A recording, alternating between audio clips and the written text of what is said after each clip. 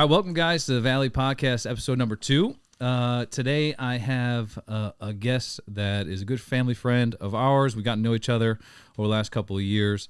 He does a variety of things, entrepreneur, former pro ball player, former pro scout, former pro coach. He's a recording artist, an author, and honestly, a gauntlet of other things I'm probably missing right now.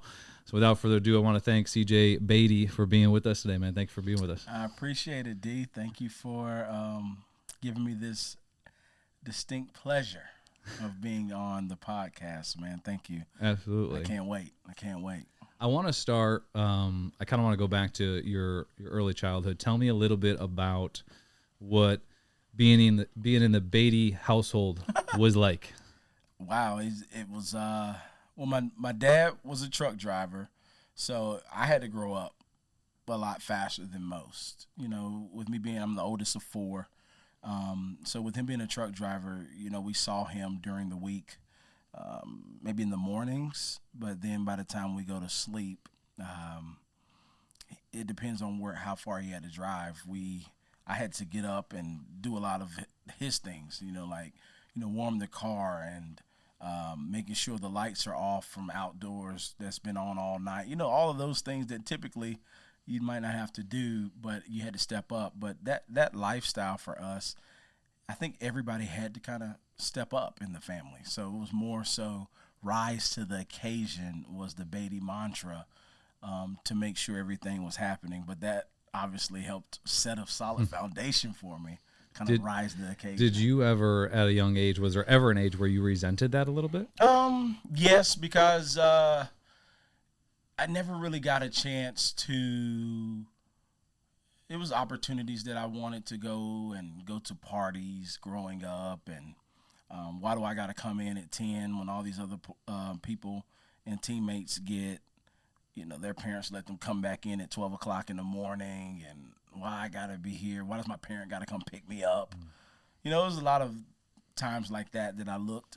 But at the time, I never did look at that as a problem. I mean, I looked at that as a problem. And you don't appreciate it until you get older. You know what I'm saying? And I'm thankful that I had two loving parents that were stayed on me. So shout out to the parents out there that think that their kids are just not listening, because I was definitely not listening. But by the time I got older, I'm just so glad that my parents never gave up. Those kitchen talks went a long way. Those long car rides home went a long way. Even though it looked like I wasn't listening, words stick. Words stick.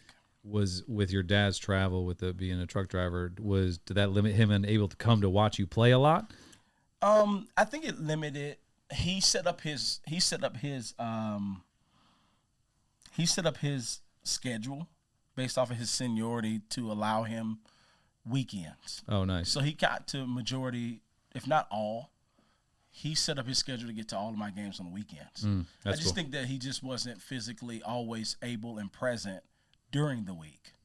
You know what I'm saying? So the practices was a mom dropping you off at practice or grandparents dropping you off at practice. Being over your grandparents' house, hitting off of the tee and things of that nature. But he worked hard during the week, but he was able to get to the games on the weekends. Now he was kind of a legend football player locally. Is that right? Is that accurate? Yes, locally my pops was the guy, you know what I'm saying? And he had to grow up early. That's why it stopped at being locally. So he had to get a job fresh out of high school. He didn't go to college. But yeah, locally, man, it was tall tales of him cracking helmets back in Pop Warner, and he was a head hunter, and they were like, "Oh man, what you know about your pops, man? He used to do all this and do all that." You know how kids, you roll your eyes, you're like, "All right, man, I hear." But yeah, from the talks of it, he was a head hunter back in the day. That's funny. Did he ever try to put pressure on you to play football? No. Actually, he was a great husband and listened to his wife. I wanted to play football. I mean, most kids want to play football like Pop Warner, because Pop Warner is always going to be more attractive than playing Little League baseball. Yeah. Everybody talked about playing. Who do you play football for? What side of town do you live on? You either play for the Greyhounds, the Pofftown Raiders, the Titans, or do you play for the Panthers, South Fork Panthers? So I remember growing up and kids wearing their Pop Warner jerseys in elementary school and wanting to be a part of that. But rightfully so, my mother said, nah. My son ain't gonna get broken bones and all that at a young age. And this was before the helmet thing came out about concussions. This is way before that. But she's like, my son is not gonna be at the bottom of some pile getting broken up. Yeah. No, we're gonna play something that's more safe. Wow. So I played soccer, I played basketball, and played baseball growing up. Did you play those 3 sports all the way through? Did you ever kind of do away with the other 2 and just focus on baseball, or did you do it all the way through high school? In my tiny tyke life, I played, all 3. Yep. And sometimes I doubled up. We'd go to a basketball practice and then go to a baseball and vice versa. But as you got into serious sports, it just broke away to 2. I never played football until I was never allowed to play football until I got to high school. Okay. So, of course, I went running towards football. Sure. As soon as I turned in 9th grade, I'm like, yeah, I get to put shoulder pads on. Yeah, let's go. And I loved football. I really did love football. I mean, there's nothing, I tell you, there's nothing better than Friday night football in high school. Yeah. I mean, come on, man. Yeah. There's nothing better. If you was at a sorry school, then you can't relate to this. You can't relate to this. But if you was at a powerhouse, if you was at a school that was always competing and always had aspirations of a state championship, I mean, walking through the halls with your jersey on, you know what I'm saying? Being in class, and when it's a rival week, that whole week, everybody's looking for the game. Parents is talking about it. Your families, we're coming to the game, boy. We're coming to the game. Don't disappoint. Boy, you better be starting. I'm like, well, I can't make the coach, start me. But, yeah, we're going. So, but it was nothing better than that. But I had to make a decision. Yeah. And that turning point, even though I loved football, I really loved baseball, but I knew that I was not equally as talented in football than I was in baseball. So I had to make a decision. Sure. And I made that decision after my junior year of my high school careers, when I decided to say, after my senior year, I'm dedicating it all to baseball. So I get locked in and get ready for the next level. That's cool. Now you in your book, you talk about how your dad had really high expectations for you. It was kind of nothing but the best, expected winning, right? All that stuff. How did you react to that at a young age going all the way through? I don't really think that I don't think that I ever resented my father for the way he pushed me. I never looked at it like I'm doing this for my father. He never pushed me like that. But he did put me in situations where he didn't tolerate good. He wanted greatness. And he always, because he never played at a high level of anything other than high school sports, right?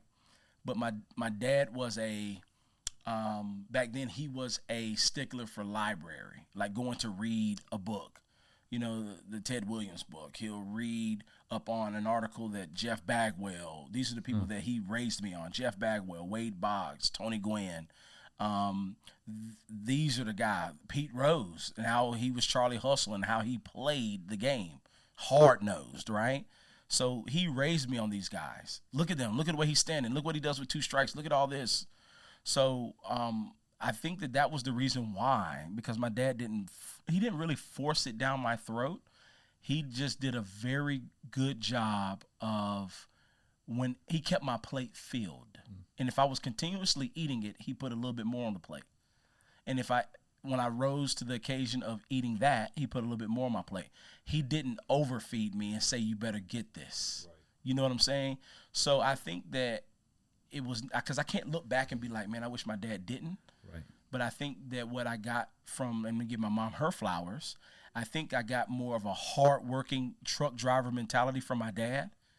That gritty, go out there and do it even if you don't like it. Just do it because it's taking care of you. Do it. Just do it. Don't ask. Just do it. But then my mom was more of the meticulous and nurturer of, if you're going to do it this way. Professional, smile, respect, this. So I got the grittiness from my dad of the hardworking, but the professionalism and tuck your shirt tail in and do this and remember and follow up, and it's the way you do everything. The way you do one thing is the way you do everything. You know, all of those things from my mother. So shout out to the Rents.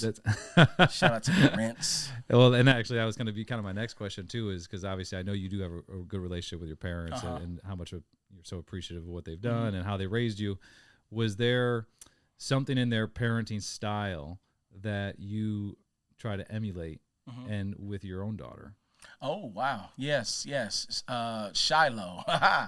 Yeah, I believe that we'll start with my mother. My mother is that one, again, she was very on me to say, son, you was born to stand out. You know what I'm saying?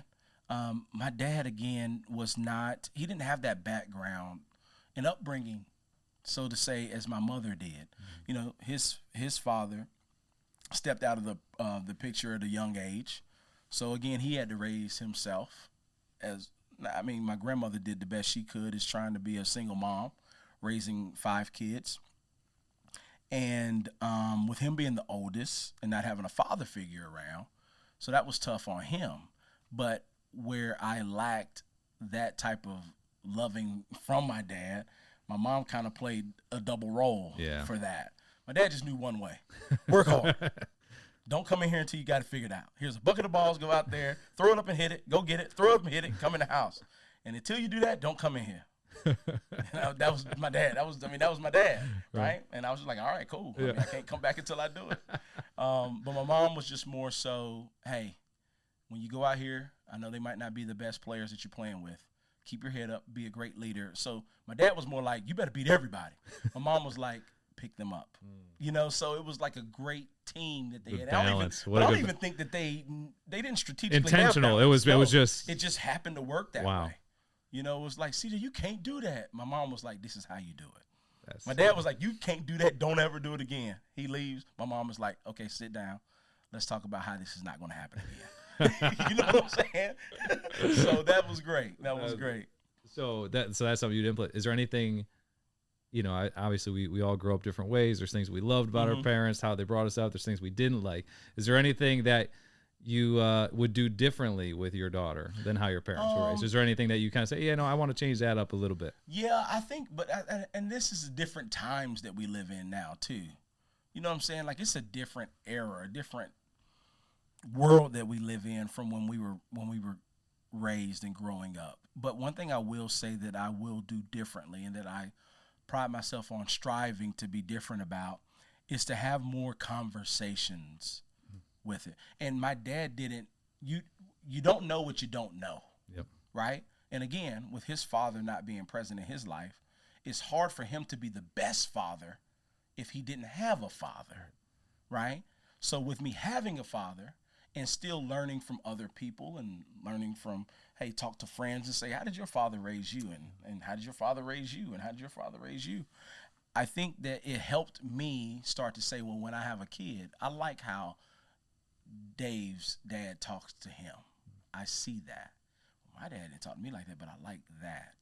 So it's a lot of times that I'm like, oh, wow. So when I have a kid, or now with Shiloh, I'm like, I want to be more intentional about having conversations. Yeah. And instead of because growing up, the parents were on it's my way or the highway stuff. Do it because I said so. Do it because I said so. Right. Do as I say, not as I do. And here we go. Don't ask questions. But if it pop, right? Right. But it's not like that this day. You can lose a kid more so. I'm not saying that you give in to be a best friend, but just have more conversations. Yeah. And I'm learning that with Shiloh, even at a young age of 3, that I'm not saying, hey, go do that. I'm telling her why. Yeah. Hey, don't touch that. I'm explaining to her why not. So I don't just raise my voice to be like, hey, don't touch that. Now go sit down. I don't do that. I say, hey, don't touch that. Come here. Listen, turn around. You see that? So it's just more conversations. Yeah. So it's like, okay, I get it. Do you understand now? Look at daddy. You got it? Okay. Go sit down. That's exactly. And that's probably as good. Again, I have 2 young ones as well, so I'm still learning as well. As I don't claim to know anything about parenting yet. Yes. We're doing the best we can with what we got. But I would think, that style as far as explaining and stuff, it also helps with critical thinking. Of course, because we've all had friends that have had strict parents when they lived underneath their parents' household, and then when they got out from underneath that umbrella, they hadn't had that opportunity to really explain why not to do things or this, and then they go crazy, right? And then it's like their life falls apart. Versus maybe if there was a different style, instead of just do it because I said so, you're under my house, I said to do this, just do it. Maybe if there were more conversation, hopefully they would, it just shapes the way they view things and the way they think about things, and why we're doing certain things. I think that's really good and something we try to do as well. And it's tough, right? It is. Because sometimes it's easier and quicker to say because I said so. Yeah. Right. It's just like, well, why, it's a lot easier just to be like, well, because I'm your parent and I said to do it that way. But now I've heard about, you started baseball around 5 years old, it seemed like, and obviously you took to it, you multiple sport athlete. What advice would you give to a parent who has a really talented young player on, like, as far as how to raise them? Obviously, you talked about your father, how he had high expectations. Your mother had kind of that the more your heart you talk about in your book. Your mom had your heart. What advice would you give for someone who is excelling at a young age, for their parents, I guess, to say how to raise them properly, where they don't get to a point where maybe they think they're better than they are, or some of the pitfalls that happen with someone who's just really talented at a young age. Do you have any advice for a parent of a kid who's really talented at a young age, and it? The first thing that comes to mind is crazy because I'm just going to grab the first thing that jumped. The first thing that jumped in my mind is, I think we need to intentionally put your players, all players, not just the talented ones, but intentionally put our players in position to fail. Like soon, ASAP. Because if I can teach them how to win a fight with one hand behind their back, when I free up that other hand, life gets a lot easier. And I think that we talk about that in one of my podcasts. We talked about giving soft landings to kids because of what we've went through growing up. So we work extra hard to make sure that they don't feel the fire burns. But what happens is if you continue to shield them from fire, what happens when you're not there for them to feel the heat? They don't know how to respond.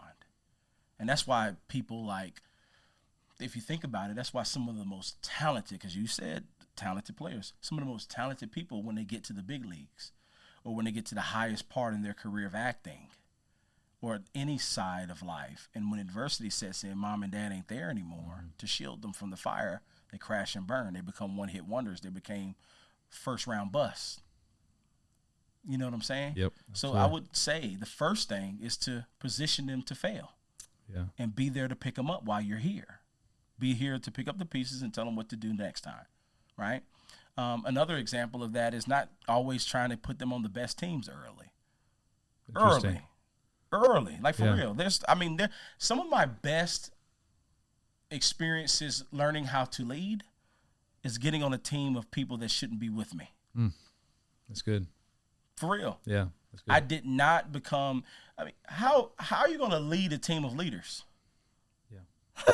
Like, how are you going to lead a team of leaders? You lead a team of people that need leadership. Yeah.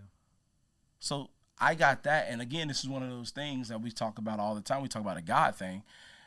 I think my parents didn't even know what was happening because I was such a shopped around player, guest playing for if they needed somebody to come save them, or, oh man, we get CJ this weekend. I've always had this opportunity of playing some really talented baseball with some really talented players, and also getting that call when we're off to play with a team that had no business having me on the team. But on that is when I learned the whole thing of playing down to your competition and what that meant. I didn't know what that meant until I started playing with a team that was just ball through their legs, throwing the ball over the fence, can't throw a strike, and I'm at shortstop like, why am I on this team? And instead of having parents that's like, we ain't playing with them no more, those kids are sorry. We ain't playing with them no more, those kids are not up to his level. No, my parents kept me there and said, lead them. Be that person that's going to build them up. And they were doing that at an age, so that taught me. At one point I do remember saying, man, why am I not good around these players, but I'm good on my other team? Right. Because I'm trying to do too much. I want to save them. I put a lot of pressure on myself. Yep. But at a young age, I learned how to let that go because I was in those positions. So when I got older and I played on the same type of teams in pro ball or in high school or in showcase ball, I've been here before. Right. You know what I'm saying? I've been here before. And I would say that would be the first thing. And then the second thing real quick is parents, please, at the younger ages, and I would say if I had to pick grade level, I would say no more than 10th. But at the younger ages, let them play multiple sports. Like I'm a huge advocate for multiple sports because of the psychology of it. Yeah. Cross country gives you a different mental beast than baseball. Football gives you a different mental beast than swimming. But if you can learn how to play multiple sports, that mental beast becomes one, and you get to pull from all of them. Yeah. You know what I'm saying? Yeah, I agree with you. I definitely agree with you with that. It's tough because I feel like the industry has changed so much that it's harder for a player now to do the multiple sports because it's become so specific where, let's just say, you take one 10-year-old kid and all he does is play baseball from 10 years old all the way to senior year of high school. He's training every day. He's not every day, but training in the off season, going to lessons, doing all this. And then you take that another 10-year-old kid, same talent, starting point. He's not doing those things. He's playing basketball in the winter. He's going to play, baseball in the spring, football in the fall, soccer in the fall, whatever it may be. That kid, when he decides to go just baseball, how far behind is he than that 10-year-old kid in a baseball skills standpoint at the 10th grade year where, is there a gap or does that not matter? Now, when you're extremely talented, if you're an athletic kid, the gap isn't that big. But if you're not a really talented kid and you need that extra time, is it more beneficial for that kid to be more sport specific, even at a younger age, than necessarily? Obviously, you were an amazing athlete. Some of these other people are amazing athletes. They could do multiple sports, and then still, when they decide, hey, I want to go specific into baseball, they're still probably one of the top on the baseball field just because of pure athleticism. And then those mechanics and the refinement happens at a later age. But for someone who maybe is on the lower athletic side, is it important for them, I guess, is it still as important for them to do multiple sports? Because obviously there's a huge benefit to doing multiple sports, so like all the stuff you just said. But now that everyone else is being so sport specific, I feel like it almost forces these kids, in order to stay at the same level as these other kids, it's like it's forcing them into being more specific at an earlier age than it was when we were younger, because more people were playing multiple sports when we were younger. I don't know what you think about that. I've kind of dealt with that a lot just over the years of running indoor facilities, and people ask me, and I love playing basketball growing up. You could not get me to quit playing basketball just to play baseball, and I love baseball. But I don't know. It's just that kind of that balance now that when I talk with parents, it's a tough decision. I feel like just because the way the industry is now pushed. I mean, indoor training facilities, it's a business. It's a business model that wasn't necessarily. I don't know how it was in your area, but in our area, it wasn't necessarily a full-time business model in our area when I was growing up. There was a couple here or there, but man, now there's probably have 20 in our area, So with that, now more people want to train in the off season instead of maybe just going playing basketball. So I don't know what you think about that. I was kind of all over the place with that, but it's just a little bit more challenging, I feel like. Yeah, I think it's a case-by-case situation. Yeah. If they're less talented, the first thing I would tell to a parent, if your child is less talented, we have to really, depending on their age, look at, okay, if he's less talented, then if he does want to go to college playing a sport, then we got to find out truthfully where your child is. Yeah, that's a good point. You know what I'm saying? Yep. We can't just box them up and say they are here, so they should and only do this, or they need to do that. It's a case by case. Yeah, that's good. Because you could take Sam, that might be less talented, but to a degree of he needs to solely work baseball to have a shot at baseball at the next level. Yeah. But if we take a less talented, I don't care if he does work all off season, he's never going to play at the next level. Enjoy himself, play multiple sports. He needs to play multiple sports to be able to find something that could potentially lead him to fall in love with something that he has a shot at going to play at the next level. Yeah. And then also, I just think that, yes, we're getting to a point, but it's case by case, because even if you are a person, I still say try multiple sports, not just for the psychology of it, but also multiple sports. I believe personally that kids and people need breaks. Because That's true. mental breaks. Agreed. And physical breaks. Yeah. You see what I'm saying? Yep. Because it's no better feeling than taking a break to rekindle the hunger for your sport. Yeah. If you never take a break, it becomes, honestly, everybody is different, but for the most part, it becomes a job. Yeah. If you never take a break from it. That's why there's an off season for baseball. That's why there's an off season for all sports. There's no sport that continues all year long. Right. There's an off season.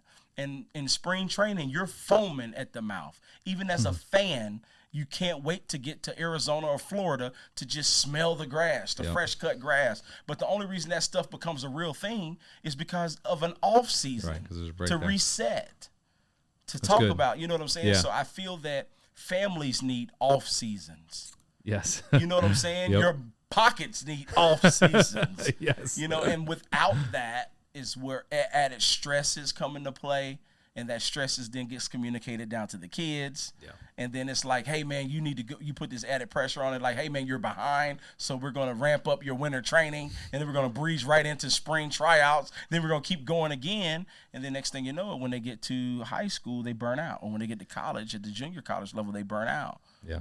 I've seen that. No, you're right. That's a very, very, very valid point. I think that's a good point. And I also do think the multiple sport, an argument for it is you also are, I think it helps people be more athletic because you are learning different skills, whether you're things. Soccer, just footwork, and just being lighter on your feet could help with your fielding. You know, there's things that correlate to each other that without specifically training it, you're helping it. Man, CJ, you need to go run track. Right. We're like, what? I thought I'm pretty quick. He's like, yeah, but they're going to teach you how to run. Yep. Yeah, that's so true. They're going to teach you how to run because right now you're everywhere. Yeah. And they're going to teach you how to run and be quick and get quicker. Yep. So I remember that track and speed training through another sport. Yeah, so I think I always do still lean that way, but I have thought about just kind of the argument the other way, just where things are going. But I think those are really good points for sure. So you ended up, after high school, you ended up going to North Carolina A&T. Okay.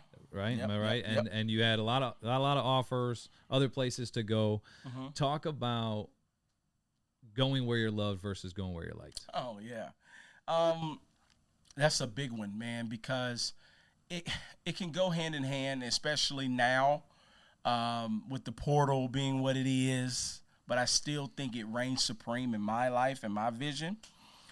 Going where you love versus going where you're liked. So many people are falling victim to social media and the bragging rights of having the hats on the table at their high school to tell everybody where they're going. Every kid dreams for that moment. Every kid dreams for having 5 hats to pick up, and then where is he going? Where is he going? But everybody wants to be liked instead of going where they're loved so they can fail forward. See, when I chose North Carolina A&T, State University, it was more of a decision of, well, first I got a full scholarship, all baseball money, so that helped a lot. But he told us things that no other university was telling us. He was saying things on the phone like, we want to build this program around CJ. NC State wasn't saying that. And it has nothing to do with whether they believed in me or not, but they wasn't saying that. Right. And maybe they didn't have to say that because they're NC State in the ACC. Right? And I wasn't throwing 100 miles an hour as a pitcher. I was just an outfielder, right? But they said we want to grow a program around CJ. CJ can fail and still be in our lineup because that's how much we believe in CJ. That right there it became something that we saw that I was important to them. So that's where I grew the saying, go where you're loved and not where you're liked, because of the simple fact that if I just chase, man, I just want to be in the ACC so I can hold it over my teammates to be like, man, you're going to the Wolfpack. I could go to NC State or UVA or LSU or Kansas, all these people that I got letters from, just to be able to say, man, dang, he's going to Kansas. Right. But in actuality, I'm going there to sit the bench because I'm just another number there. Yep. Did you understand that when you were Yes, at that age? You did. I did understand that. That's huge because a lot of young players don't have that perspective. I think the reason why I understood it the most is because I understood it without really understanding it, Right. and my basis was I didn't want to sit nobody's bench. Yeah. I've always started my entire life. Right. So when I found out the possibility of, hey man, you might go there, they might redshirt you, or you might have to sit out a year or two, but you'll be the man. I said, nah, I'm gonna go somewhere where I'm gonna play. Yeah. Like Beatty don't sit no bench, bro. Like, what are you talking about? Are you kidding me? Yeah. No, I'm not gonna. So I'm gonna be the best guy, but I gotta wait my turn. Right. I'm like, nah, I'm gonna go somewhere where I'm gonna play. Yeah. So my ears perked up, and through the recruiting process, NC State really wasn't saying they would like to have me, but again, they would like to have me, not love to have me. Right. So when that was happening during that recruiting process, we shifted. And before I landed on A&T, it went from I didn't get a letter from my dream school, which was Florida State. Never got a letter from them. So I said, all right. I got my mailbox was all the way filled with UVA. Coach O'Connor, it was filled with him. But I didn't realize how far that drive was from North Carolina, and I was just like, so you mean if I get up here, I can't come back? I mean, how often can I come home? So I was like, I'm going to go somewhere in-state. And then the state games was at NC State, where the state games were held at Doak Field. So I was like, yo, I'm going to be a Wolfpack, bro, all day long. And the size scholarship that they gave me was like, oh, this is pretty good. This is what's up. Nobody's really getting this. Yeah. Great, let's go. So I'm thinking like, man, nobody gets this scholarship. This is where I'm going. Well, CJ, before you make a decision, let's go to Elon University real quick. They're they're in the SoCon. They're only 40 minutes up the road, 45 minutes up the road. You might like that. Just give it a shot. Went on an official visit there, fell in love with it. They was getting ready to give me 90% scholarship. Wow. 90% to go to Elon. And I was like, okay, Phoenix. I'm a Phoenix. I don't know how to do it. I don't know how to do it, but I'm a Phoenix. Man, told everybody I love it. Business schools ranked high in the country. Man, I'm going to be Elon. Yeah, let's go. North Carolina A&T came out of nowhere and said, hey, man, listen. But they asked me questions, and this is the truth, and I'm going to share this. We didn't have an advisor or anybody advising us through this recruiting, and most parents don't. Most families don't. So when I was looking at this 90% scholarship to go to Elon, I was thinking that was it's still unheard of, like to get that type in baseball. But see, here's another thing that A&T did that no other school did. He said, how much, if you mind me asking, how much is Elon offering you? And we told him 90%. He said, well, okay. He said, CJ, but how much of that is baseball money? And we looked at each other, my mom and dad. We was like, oh. You need to ask them how much of that is baseball money. Because if it's not all baseball money, that means you either have to qualify for those funds or those funds might not be guaranteed every year. So lo and behold, we called and asked that valuable question. They fumbled over their words a little bit. And they was like, man, who you been talking to, like type stuff. And they came back and they were piecing together 90%. Like I had to qualify with academics and certain things to get that. I'm just making this up, but my dad was a truck driver scholarship, and being black on a Tuesday was another scholarship. It was like they pieced it together, and we were like, whoa. And then that's when it played right into A&T's hand, like, hey man, you can come 25 minutes down the road and we'll give you 100% all baseball money. That money will be guaranteed to you every season as long as you qualify with a 2.0 or better. Wow. Where do I sign? Wow, yeah. Yeah, so that's how that recruiting process, go where you're loved, not where you're liked. They fought hard for that, In your book, you talk about how when draft came around. Yes. And how going to North Carolina A&T may have kind of affected where you went in the draft. Was there a time when you looked back and you questioned your decision to go to A&T because of that? Like, I mean, draft day was coming when, and you kind of tell that whole story. Did you ever think like, man, maybe I should have went to North Carolina State or wherever else, all the other options you had? Did you ever have that thought, or no, you were like, once you went there and you loved your experience, it was like there was no turning back regardless what happened with the draft? I know I made the right decision. Or was there ever any doubt, I guess, in that? To this day, baseball-wise, yes. To this day, I still think, and no, without a shadow of a doubt, if I did go to NC State and done the same thing, Yep. I would have gotten drafted in a lot higher, right? And my leash in pro ball would have been a lot longer, right? And that's simply, if some of y'all are asking how, is because back then, not A&T now, because if I would have, the way A&T is in the CAA now, if I would have went to A&T now, I wouldn't have had to have, I would have got drafted higher. Higher, right. Because they're in the CAA. They're in that bigger conference. Yeah. But back then, it was black college baseball. And colleges are based on the strength of the pitching that's in the conference. Yep. In the ACC, you're seeing, at that particular time, because this is jacked up now, like velocities. Yeah. But at that particular time, you're seeing every bit of low to mid 90s in the ACC in the conference. Yep. Right? Well, in our conference back in the MEAC, we was liable of seeing anything from mid 80s to upper 80s on average, and the closer might be low 90s. Yeah. So based off of that, and not being heavily scouted, because scouts are not all the way deep in black college baseball, that hurt me in the draft because there wasn't a lot of eyes on me. Yeah. But if I would have went to NC State and done exactly what I did in North Carolina A&T, Yep. because I ended up getting a lot of accolades of Louisville Slugger All-American alongside of All-Americans from Vanderbilt and all this stuff. I got national numbers. But if I would have done that at the ACC level, I definitely would have been top 10. Not top 10 picks, but top 10 rounds. Because scouts were always saying, well, he hasn't faced. And I get both sides. Yeah, right, because you scouted. Yeah, I scouted. So I get both sides on how you can. Do I take Dave Valle? He's at Maryland Eastern Shore. Do I take this kid, C.J. Beatty, that has a little less numbers, but he did it every day for Clemson? Right. I'm going to roll the dice with Clemson. Yeah. You see what I'm saying? So I get it. Yeah. But school-wise, no. A&T all day long. Yeah. that's my school. You can't tell me. Greatest homecoming on earth. All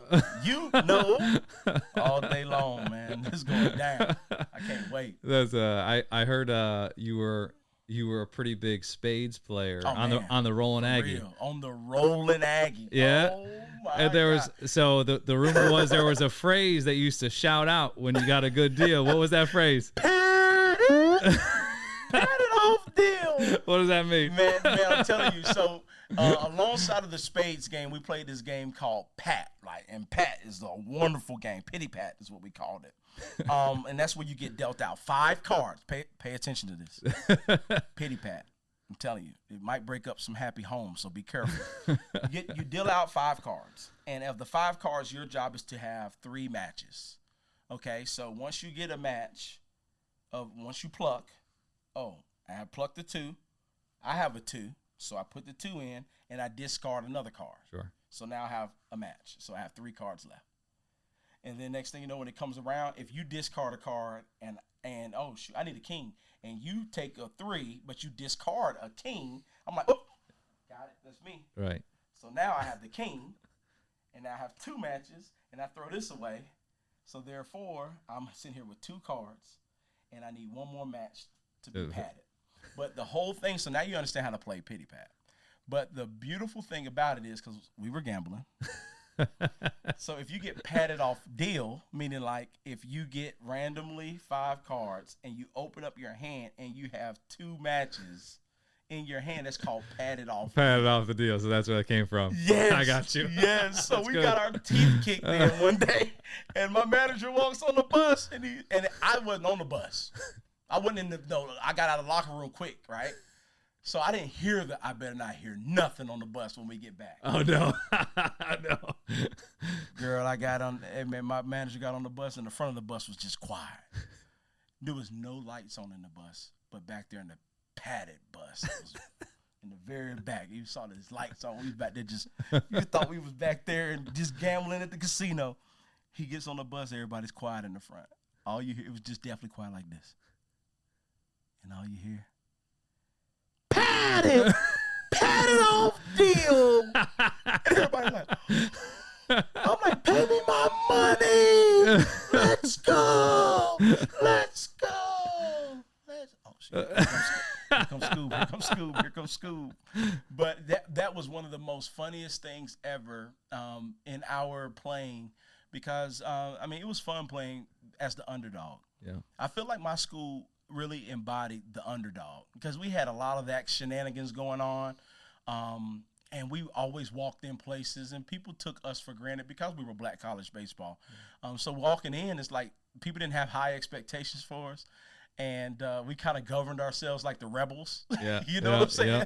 Yeah. Some of the stuff that we were doing was probably not going to slide at any other universities. But man, we have a lot of core memories together, man. But that was a funny story. That's cool. That's really neat.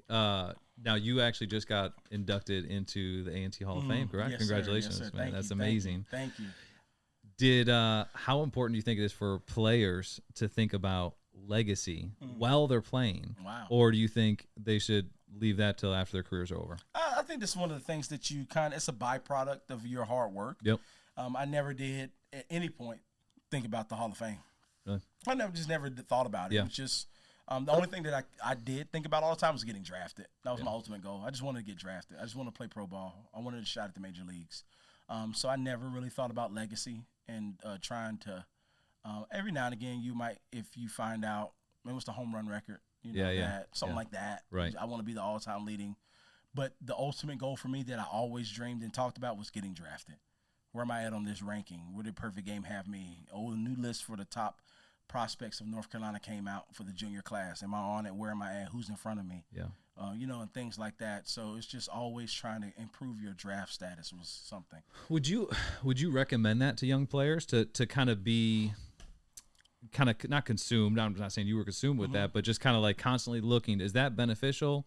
Is that does that cause a detriment to your playing ability? If that becomes too much on your mind, as far as, hey, my batting average just dropped. I mean, we all have had the kids that we've coached before. We have the kid that he gets a ball just underneath the glove of the second baseman, and he's on first base, and he's asking, did you get that a hit, or was that an error? Was with like, my batting average is now this. Like, is that a good thing to be thinking about in your now looking back at it? Do you think it's fine? I think that honestly, I would have said if I didn't. I got a story for you. Here, okay. And this is what happens. Growing up, before it happened in pro ball, I would have told you I think that's good to be able to know where you're at. Because it's something that's pushing you. That would have been my answer before I experienced what I experienced in pro ball. I didn't have the best statistical season of my entire life until I was in independent baseball with the Wild Things, when I stopped chasing another opportunity. You know what I'm saying? Yep. When I just gave up on trying to appease scouts and just played the game because I loved it, ironically, that's when I had the best statistical season of my life, when I stopped caring about what they thought and just played the game because I loved it. Right. So I would say, yes, lose yourself in the game. And what I teach others on stage now is lose yourself in helping others. So that right there, that lesson, when I had the best statistical season, is because I truly gave up on myself. And I said, I want to win a championship for this team. And I can't do it by myself. So when I go to hit, I'm bringing somebody with me. Yeah. When I'm going to long toss, I'm going to bring other people with me and pick them up. Whenever this pitcher's working in the bullpen, I'm going to give quality feedback. I'm going to say, have you ever thought about throwing this pitch in this count? Just giving you some feedback. So I was very inclusive with that. And by doing that, it was almost like that commercial. When you see somebody do a good deed, you're like, you want to open the next door. Yes. And somebody sees you, and then you're like, I want to help this lady across the street. And then somebody sees you do that, and like, you know what? And that's what happened. And that's how we became a championship ball team. It's because I was bought in to doing what was best for Dave. Yeah. And not what was best for CJ. It's a great lesson, man. You see what I'm saying? Yeah, and that's something that for sure I think needs to be taught to younger players. I mean, all players, obviously, but at a young age, the importance of that. And I think that also, could come back to your, when you had talked about playing on teams that weren't as talented as maybe your talent at a young age. A lot of times those are some lessons that you can learn even back then, too, is bringing people up. Yeah. That's super, super important. That's a cool perspective. I appreciate that. On that. So you end up getting drafted with the St. Louis Cardinals organization, right? You also coached in the St. Louis Cardinals organization, Yeah, right? yeah, And that's scouted crazy. with them as well. Yep, I did that as well. I did that as well. So you've really had the full gambit of baseball, Yes, essentially, yes, right? You pretty know, much. Yep. knowing what you know now, would you, like, if you were to be able to talk to yourself junior year of high school, would there be any advice that you would give to yourself? Junior year of high school, knowing what I know now, again, that would be one of the first. That would be one of those things. Yeah, just kind of do it for the team. Lose yourself in the game. Lose yourself with the game. Yeah.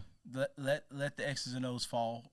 Let your hard work and dedication control that, but just control what you can control, and go out there and just lose yourself in building your team. Yeah. And the rest will take care of itself. It's inevitable. You know what I'm saying? Yeah, That's absolutely. what I would go back and tell my junior year self. And you were a switch hitter all the way through. Did you start Yes. switch hitting at 5 years old? No, I started switch hitting at around 9, 10 years old. Okay. Yep, 9, 10 years old. But I did not put it into play until I was 11. Okay. So 9, 10 is when it was like my dad was plastic ball. Right, you were in the turn backyard over trying, there, yeah, try absolutely. it out, get acclimated. We might do it one day. Right. And then 10's like, hey, this looks pretty good. Keep working on it. Now I'll do it for real with the real ball. Yeah. Oh, shoot, this looks pretty good. And then going into my 11 year old season, we were beating the team pretty bad, and I have not hit a home run. I still got my little league record, by the way, Really? of home runs in a season. Whoa. On the 200-foot fences. Dang. I had 13 this season plus All-Star had 17 bombs. Oh my Now gosh. it's crazy how, because a lot of the good players in little league are in travel ball now. Sure. But you go to the But local still. little league now, you be like, hey, man, who's the home runner? That kid right there hit one last year. Like, hit one last year. You're like, really? So you're saying this would be a long-standing record, you think? Yeah, because of travel ball, that's safe. Nobody in little league, that is safe, right? But I remember like it was yesterday, I did not have a home run for the game. And there was a legit home run race back then. I don't know where I was at. But we had a couple people that was hitting home runs back then. And I didn't hit one for the game, and we was playing a weaker team, and I had one more at bat. My dad, being the deep voice, bravado guy behind the thing, said, hey, turn around. That's how my dad would speak. Hey, turn around. And I knew that meant do the left hand, bat left-handed. Man, I really didn't, because it's not game tested. Right. And I'm trying to hit a home run. I don't want no base hit, no hard ground ball. So it's crazy how this works. I caught myself turning around, upset, disappointed, pissed off. So I said, I'm going to show him. I'm just going to swing as hard as I can and just miss and just swing hard. Dude, I promise you, first one, I felt like Kirk Gibson. I stepped across the plate, and yanking outside pitch, went over the fence. Oh, my gosh. And I was like, and everybody else was like, hey, you do it lefty? That's and because I was 11 doing that, it really was more of a look at what I can do. right. It's like I just found out I had a superpower. I'm just like, oh, shoot, watch this. Ooh, fire. You know, Yeah. so I'm like, oh, now I got something else I can show. Hey, watch this. So then it became I can hit bombs left-handed too. Watch this. Coach, can I hit lefty? Coach, can I hit lefty? Right, yeah. Right? But that's how it was born. Something that my dad made me do. That's that hilarious. turned out to be great. Do you think? I don't feel like I see as many switch hitters now. Is that a dying art? Do you think that's? I guess just because I'd imagine the work that it takes to be a good switch hitter is off the charts. It takes work. I think it's something that people don't understand. It adds value to you. It really does. And as a former pro scout, when you find somebody being a switch hitter, there's no stat that says if you can do it that even though he's pretty good at it, let's stop him. Right. You know what I'm saying? There's no stat out there unless you're for about a season or two failing miserably at one side, like one side's dropping bombs. I've seen situations where one side's dropping bombs. Yeah. And then when they have to turn him around, it's like he looks like a fish out of water. Yeah. Then we've seen situations in pro ball where they're just like, hey, man, if you're going to stay in this organization, unfortunately, we want you to just focus on being a lefty hitter. Yeah. Like, I've seen that. Yeah. But when it comes to amateur, I would encourage it. But it's hard to teach. You know, sometimes people be like, I'm gonna start switch hitting. And I'm asking, how old are you? And they're like, I'm about 14, 15. I'm like, it's kind of like switch hitting at that age is like teaching an old dog new tricks. Yep. It needs to be done when it's acceptable and it's okay and acceptable for you to fail. Yep. So like Little League, yep, rec ball, teams like that where winning is not everything. But can you imagine being Dave, the 3-hole hitter, and all of a sudden you want to start switch hitting, and we're in a situation in a tournament and we're trying to win, right. and your parents say turn around, yeah, and you're like, whoa, what's going on? What's going on? Dave, time. Dave, come here, bro. What are you doing? Yeah. My dad told me to turn around. No, hey sir, how you doing? We're gonna work on that at practice. Yeah. We're gonna practice first time. Matter of fact, in the cage after this game, we can work on it. But now I need you to get a base hit. Yeah, now, exactly. So it's hard when travel ball is so competitive for you to introduce something you want to try out. Yeah. So I encourage you to do it in the little leagues, the rec ball scene, where they encourage failure and it's okay. It's a really good point, actually, because when I was younger, I started playing baseball a little bit late. But when I was younger, my dad wanted me to try switch hitting. So I threw lefty, I hit righty, which is the absolute wrong way to go. Yeah, that's pretty bad. That's bad. That's bad, right? So my dad really wanted to push me back to the left side hitting, and I had more power lefty, but I didn't have as much good contact left hand side, so I had much better contact from the right side. So we practiced, probably a couple of years going up, and it was 14 year, so a little later, kind of what you're talking about. We said, you know what, we committed for one season, we're gonna switch hit. Well, the issue for me being a competitor, and this is the wrong way of mentality if you're going to be a switch hitter, is every single time I got out lefty, I was thinking in my head, dang, I would rip that guy right-handed. I struck out. It's like, man, I never would have struck out if I was batting right-handed. Exactly. And so I was miserable. I was absolutely miserable trying it. Obviously, I threw it away pretty quickly. But it's challenging, but it is a huge benefit. I mean, even when I scouted, I don't think I ever scouted a switch hitter locally. And that's definitely a way to set yourself apart. Yeah. Especially now. I'm telling you, dude, I remember being in pro ball. It's hard to come out of a lineup when you're a legit switch hitter. Yeah. Because, oh, man, this righty decapitates righties with this slider. I'm like, I smash his slider. Yeah, right. He slows the slider. Well, that's because when he throws it, it comes into me. Yep. It's like low and in, and I drop the head on it, and I'm like, se fue pelota. It's gone, right? Or, it's just like everything that is nasty pretty much comes into me. Even a curveball, it comes into me. Yep. It doesn't go away. Yeah. You know what I'm saying? So the only real thing I got to worry about as a switch hitter is a good changeup. Yep. Everything else just comes into me or straight. Yeah. You know what I'm saying? So that's one of the things that really benefited me, because when you're writing out a lineup in pro ball, especially, or high-level college, if there's a guy that has an ERA that's really good versus lefties, and he's a left-handed pitcher, you're not going to really stack your deck with all the lefties. Right, yeah. You're going to be like, this is a lineup that I'm going to give him a break because he doesn't hit lefties well. Well, for me, I hit lefties real well. Why is that? Because I'm a switch hitter. Yeah, hard to take you out of lineup. You know what I'm saying? Absolutely. Now, you played how many years in affiliate with the Cardinals? I played for about 2 years. About 2 years? About 2 years, yeah. Was when you got released, was it a surprise to you? Did it take you off guard? Kind of tell me a little bit about that. Yeah, it was a surprise. It was a big surprise because of the fact that, like, the day I got released, I did not see it coming. I knew I got off to a slow start that spring training year because at spring training we always have the physicals before you get started. Yep. You got the physicals. And in my physical, for some odd reason on the EKG, it came back irregular, like irregular heartbeat. Really? And sometimes it could be the machine, but to be safe, they needed me to go for a second opinion with the Cardinals heart doctor inside of in Florida. Okay. But it just so happened that most of the cases you go in the next day because we have priority. But it just so happened that it happened during the time when he was on vacation, right? Yeah, how ironic. So because that he's Cardinals heart doctor, and that's the only guy that they contract and they have any heart situation, I had to wait. So I had to literally wait. Like if we tested on Tuesday or Wednesday, he was going to be back in the office on Monday next week. So because of it legally, because think about that lawsuit, if something happens and they just be like, we'll just no. The moment that happened, they scheduled me for Monday. They said, do not touch or look at the ball. I thought they were playing.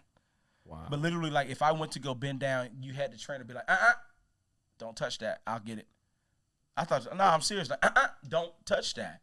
Because hypothetically speaking, if you bend over and pick that bat up and do one swing and fall, and it goes on record that you took a swing when we have you waiting for a heart situation, that's a lawsuit. Yeah.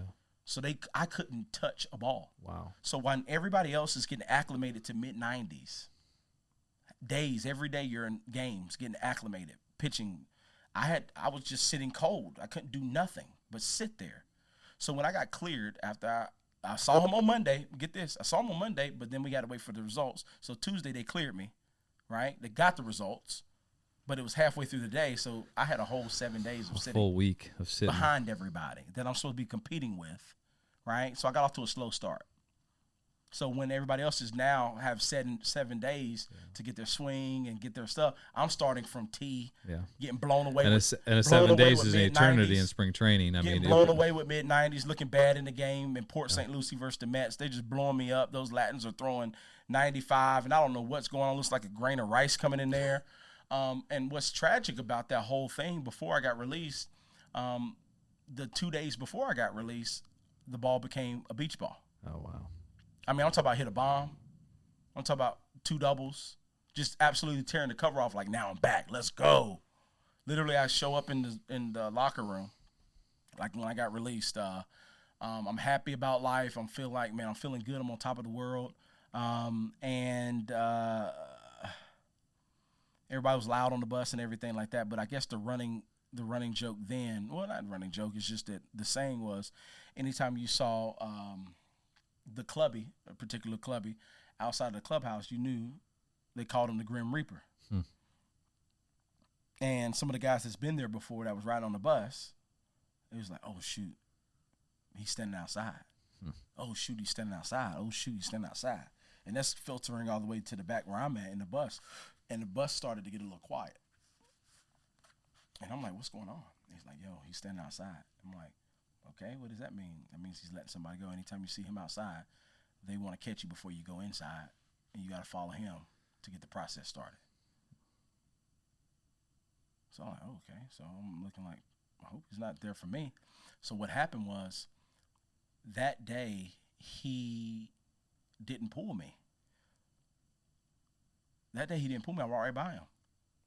But sense of relief when you walk by. Until I got around the corner, it's like routine. You go around the corner and you look on the board that tells you the run of the day and the working rosters for each team, from AAA all the way down to rookie ball, on what field you're going to start on and what roster you're working on. So every time I went in there, I always used to start with my working team. And if it wasn't in high A, right, if I ended in high A, so I looked at my high A roster, I wasn't there. I'm like, what? Then I said, did they move me up to double A? I mean, I know I was not on the double A roster. And I didn't even go higher. I didn't say, did they? So then I went down to low A. And at that point, when I was on the low A roster, I looked on the inactive roster to be like, did I get in trouble? I mean, because it wasn't on that roster. And at that point right there, it started to settle in. Like a pit in your stomach, probably. Yeah. It like going to the principal's office, that long walk, or you know you're in trouble. That empty feeling in my stomach started to creep in. And everybody else was just going through. And most of the time, the way I tell the story, most of the time that whenever you then leave that bulletin board area, and when you go into the locker room, that's the locker room from AAA. AAA and AA is on the other side, and the rest of everybody is on the other side, right? Yep. So on my side, when you open it up, because we have younger players on this side, it seems like a flea market. You got, you know what I'm saying? Yeah. You got the blacks playing hip-hop over there in that corner. You got the whites playing country and everything in that corner. You got the Latins just blasting out everything, reggaeton and everything in that corner. It was just an absolute roar. But that day, I opened up the door, and it was quiet. But the locker room was filled. It was like death was in the room. So as I'm walking to my locker, and I walked in and I made a left, I'm walking into my locker and towards my locker, and I can start to see like people like not want to make eye contact with me. Like I'm looking at people and they're like shying away from making eye contact. And then I'm still walking because it's a long walk. I'm at the end, and people are like turning their backs, acting like they're working in their lockers. And remember, I'm Hollywood Beatty, so I'm the life of the party. So the fact that they're not talking to me is like telling me like what's happening. Yeah. And then what gave it away is how did everybody know is because when I got to my locker was clean. Oh boy. Like, how do you sit there and laugh it off? Like, how do you sit there when everything was on this upwards trajectory your whole life and you're staring at an empty locker? And the only thing that you can think about right now is to go find the clubby and say, what's next? You know what I'm saying? Yeah. So that right there was that was one of the turning points, if not the most pivotal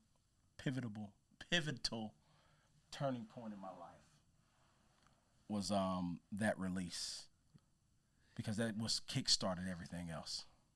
When you got released, was your first thought about that first week that you missed?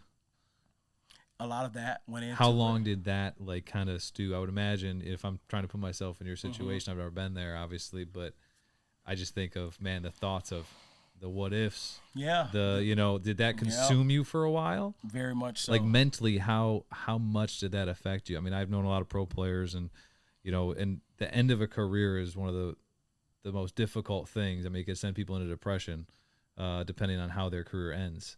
And like, how was that for you? Especially, and I didn't know that part about the week. Like that does make a huge part. And I know for myself, I would be thinking about that. Like, man, that. Like, did you do that, or? Yeah. I guess, how was that mentally for you? Yeah. Not right away. Not right away. I don't ever think. I don't think I ever went to that being the reason. My time with the Cardinals was not always the best because of the whole thing because of the fact, going back to what we talked about, because of the fact that I played black college baseball. Seriously, it's a real thing. I got drafted in the 26th round, and I had some great stats, All-American status, first team All-Conference. I did everything, right? My batting average versus top-tier schools were great. I mean, I did it. I balled out. But because of that 26th round draft slot and money that I received was throwaway money. Yeah, right. It was laughable money. The investment wasn't there. Was a cut in half dollar to an organization. Yep. No disrespect, but it is what it is. 100%. So therefore, my playing time reflected that. Yeah. I played every Monday and Thursday, it felt like. Yeah.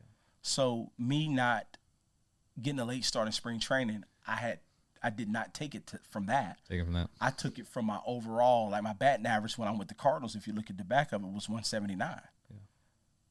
So according to the back of that card, I was a releasable player. But it was because I never played. Right. I rarely played. Yeah. You know what I'm saying? Yep. That's when I got introduced to the business of pro ball. You know what I'm saying? Yep. Where it's not the best always plays. It's the biggest investments get the most opportunity. Yep. You understand what I'm saying? So therefore, totally. That right there is what happened to me. So when I got released, I immediately went to that instead of I got to a slow start. Yeah. It was almost like I was doomed either way. Yeah, I can see that. Yeah, and that is actually another thing that talking with guys about, until you get into pro ball, you don't realize the business of pro ball. Mm-hmm. Right? When you're it's something that every kid dreams of getting into pro ball, right? Mm-hmm. It's this big thing. And then once you're there, then you realize this is a business. A big business. This is a business, right? It's a big corporate business. Yes. Yeah. So that's a good, yes. That's tough. Yeah. All right, well, let's shift a little. Let's talk about after pro career ends, you get into entrepreneurship, business, the Motivator brands. Okay, you own a couple brands that are fall underneath that umbrella. I actually want to get your opinion on something here. I'm going to pull it up. Okay. Would you say jealousy is the number one spark for motivation? Well, I don't think motivation is a real thing. I don't believe in motivation as a concept. I think discipline is real, and I also think discontentment is real. And I don't think it's possible for anybody to stay in a scenario where they're truly uncomfortable. If you fall asleep on your arm and your arm really starts to hurt, even in the deepest sleep, you're going to wake up and move your arm. If you sit there and your life has been in a rut for 7 years, you are semi-comfortable in that rut. Sure, there's days you're pissed off. Sure, you're semi-annoyed by it. But there's also days where you just play video games, eat pizza, and you're kind of cool with it, and it's no big deal. If you were truly unhappy and uncomfortable and discontent with your scenario, you wouldn't be in it. When I was broke, I couldn't sleep. Yeah. I'm not saying that. Please understand me. When I was broke, I couldn't sleep. I'd be trying to go to bed thinking, these people have Ferraris. I want a Ferrari. I couldn't sleep. Dude, that's pretty much the gist of it.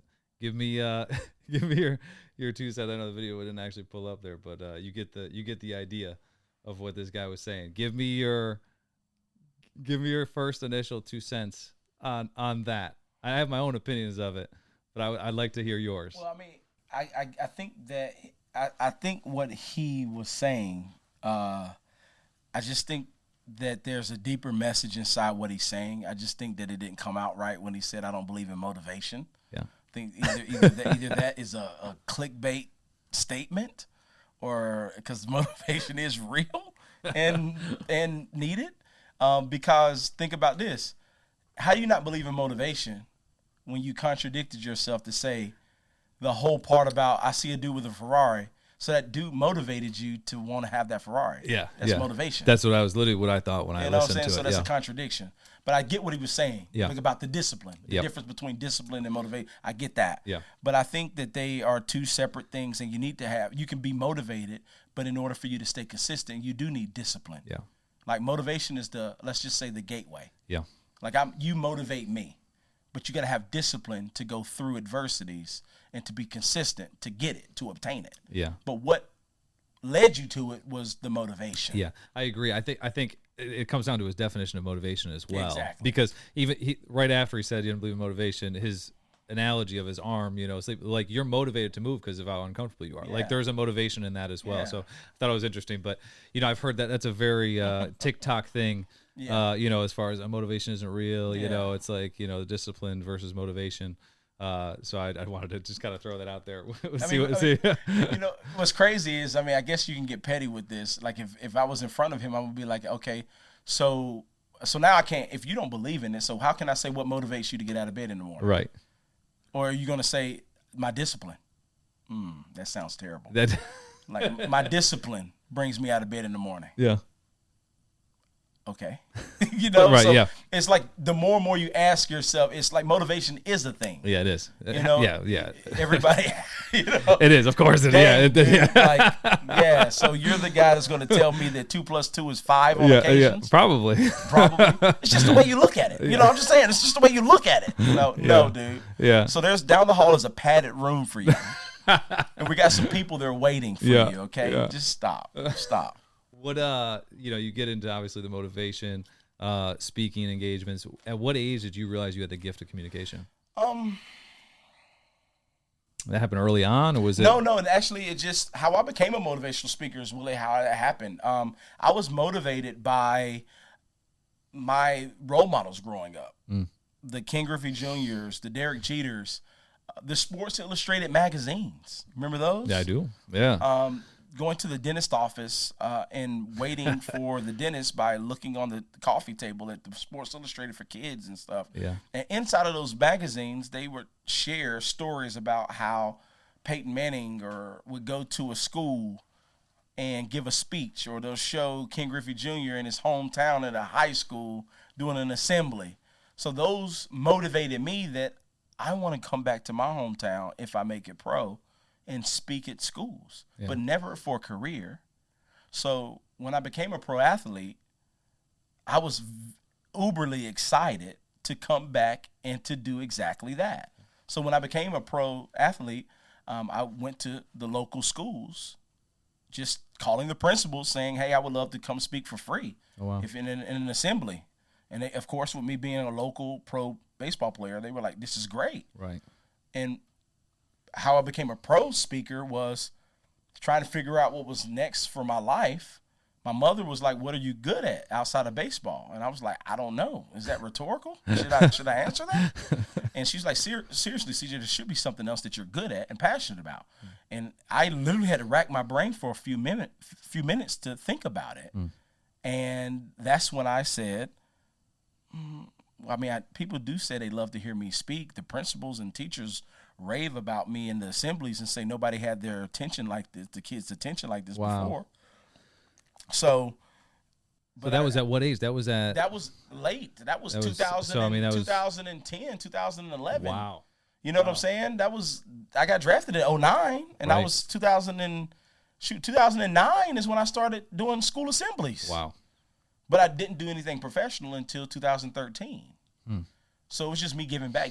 But then in 2012, 2013, when I launched Motivational Nuggets, my company, that's what the question that my mother asked me, and I told her they like to hear me speak, but I can't make a living off of that.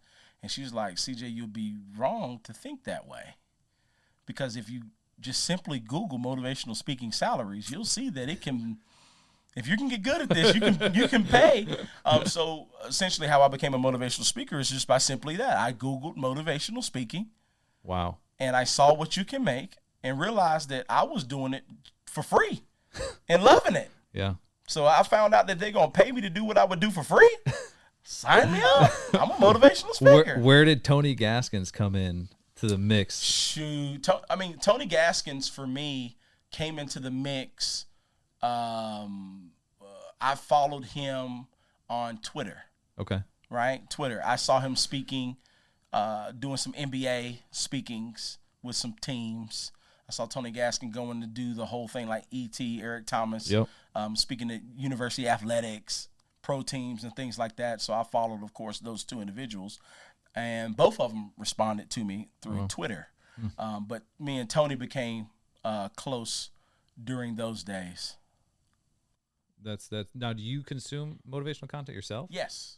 Who do you listen to? And it's funny to say this because we're friends now, but growing up, I was introduced to Eric Thomas.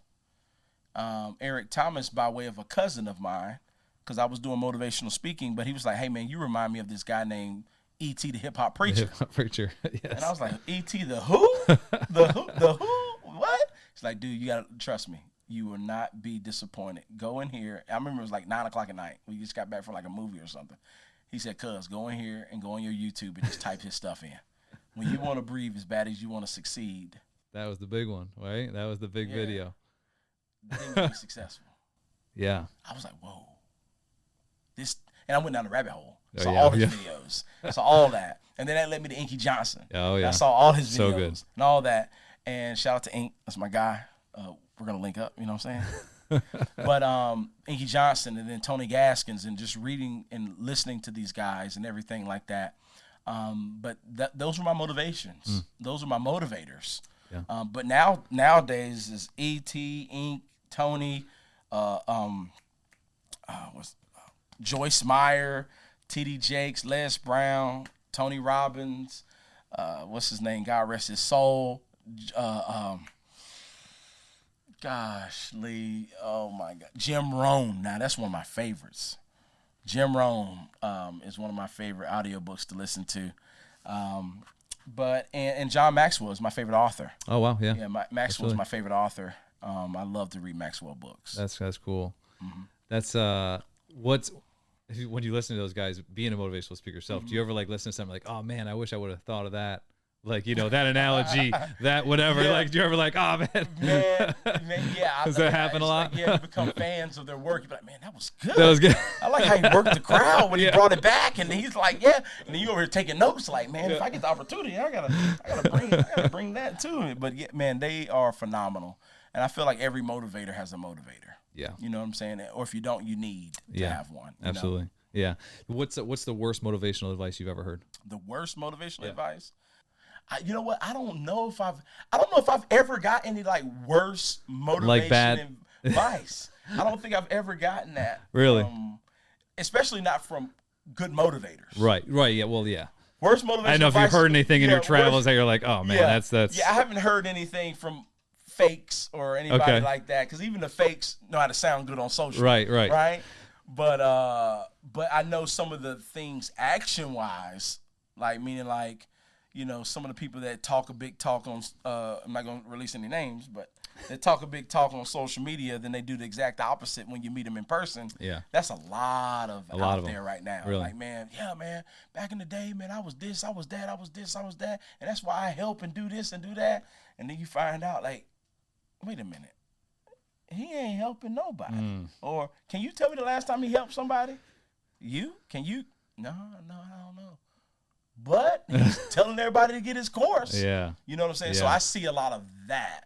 And I think if I had to reach for straws on finding out bad advice with motivation, is thinking that I think one person was trying to really X's and O's me with trying to build a course is the only way of building out a brand through motivational speaking. Yeah. Like you gotta sell a course. Yeah. You gotta See that what's a your lot, top right? 3, Yeah. what's your top 7, put a book out there, then once you do the book, then you gotta do it's like I'm like, Yeah. nah.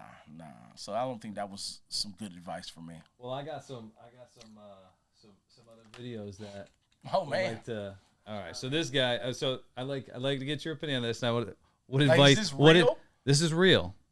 This is a real motivational video. I'd like you to give some advice to this young man. We're 3 videos. I found 3 videos of motivational people that may be questionable at best. So I need to give advice to this guy. Yeah, give advice to this guy. Okay. This is an older video. He's probably not listening. Quick message for motivation. I just wanted you to know that if your life is currently in a downward momentum and it's not getting any better, it's kind of getting worse, then I just wanted you to know that it's probably going to keep getting worse. And once it gets really bad, like if you think now is bad, it's going to get much more bad. And once it gets to kind of rock bottom, at least you have like some floor to jump up from. Well, yeah, I know that's probably not very motivating, I know, but maybe it will motivate you to know that every time I bounced up and reached a higher peak, it was always from rock bottom. Or maybe the famous J.K. Rowling's quote, where she says, I basically built my success, and remember she's worth over $1 billion. I basically built my success on the foundation of rock bottom. So there you go. You're gonna have a bumpy ride, and stay safe, keep digesting good content, and eventually, boom, you're gonna bounce back up. Say leave that to yeah. Any advice for that young man? Let's focus on not breaking them down so much. Like I get the whole, tell them, but you already done told them. You don't have to say it's gonna get worse. And then after it gets worse, it's gonna get even more. And then More you're gonna worse. reach for, That's what killed me. That one. That was like, dang, man. Like, so why am I living right now? It's just gonna get worse. Yeah. And when you think it's at the worst, it's not. It's there not. Yet. It's gonna get even more. It's like, dang. Dude. So that's motivational video number 1. Let's go to gracious. motivational video number 2. That's pretty bad. That's pretty rough. No, that Let's see is if this bad. one. Most of you should disassociate yourself from your children because they're losers. You're not, if your kids are 8, 9 years old, they're finished. There's no way humanly possible you're going to change them. They're through. So don't waste your time with them. How can you do it? Our kids turned out terrific, moron. What did you say? How can you turn this around if you Because, well, most of you, I'm not going to turn around. I'm not here to turn around. I'm here for my own self-expression, you idiot.